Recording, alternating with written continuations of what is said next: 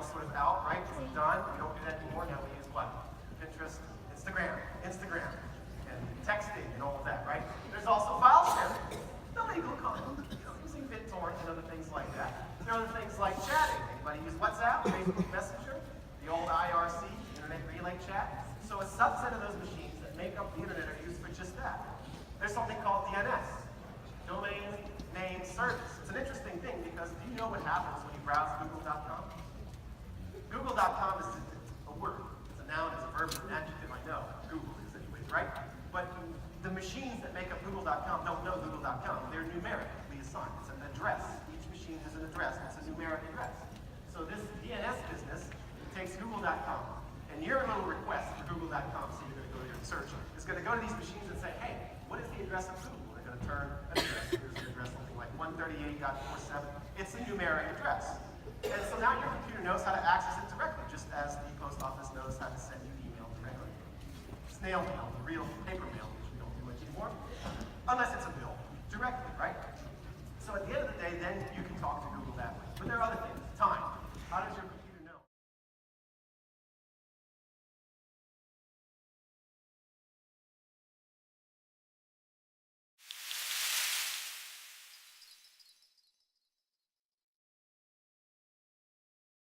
Reason.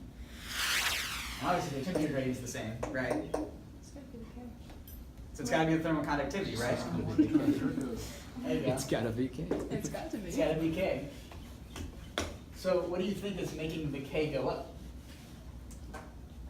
So my question still stands, what do you think is inside of the heat pipe?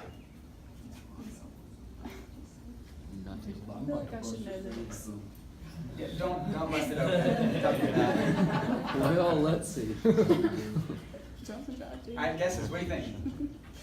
Anything? Nothing. I feel like I should Nothing? know Air? this. Alright. That's a good guess, but it's not air. Air is actually a terrible conductor of heat. Yes.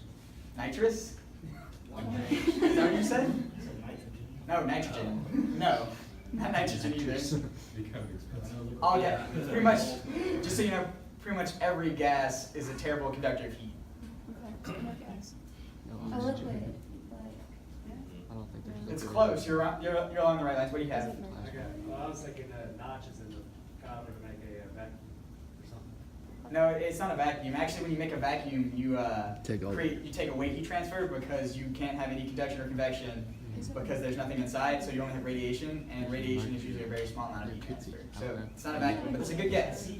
Any more guesses? Yeah. Sort of. All right. So what you have inside of the copper, inside the heat pipe, It's gotta be something. is you have this metal mesh material on both sides of the wall, and then inside of it you have water vapor. And so, what do you think happens once we dip the heat pipe in the cold water? It condensed. Exactly, it condenses. So we create a phase change where all the water goes to liquid, and that increases the K, because it's actually much easier to transfer heat along a phase change. So, can anyone think of any practical applications where heat pipes are used? AC. So not a refrigerator, not an AC. So what they use for refrigerators and AC is they use a compressor and they usually compress refrigerant. So any more guesses? Come on, anything. Think small. Think things you use all the time. Think like this. Like a computer. Well, not keyboard, but computers. What in a computer, more specifically? The motherboard. Does anyone know? Close.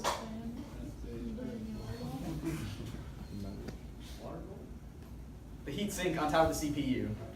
Heat sinks for CPUs have heat pipes on them, and that's actually how they pull. That's one of the ways they pull heat away from the CPU because they're so effective at transferring heat. Because you can actually use this in both high temperatures and low temperatures. Because if we were using hot water instead, it would work just the same, except you would cause the water to boil. But we're not doing that because I don't want you to burn yourself. So can you guys guess kind of what the limitations on heat pipes are?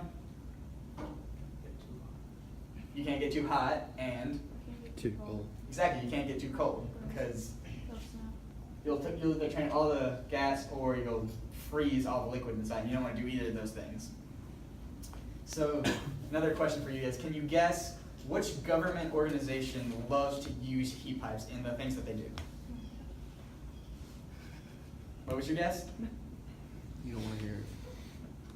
I mean, anything. Just throw out things. Civil.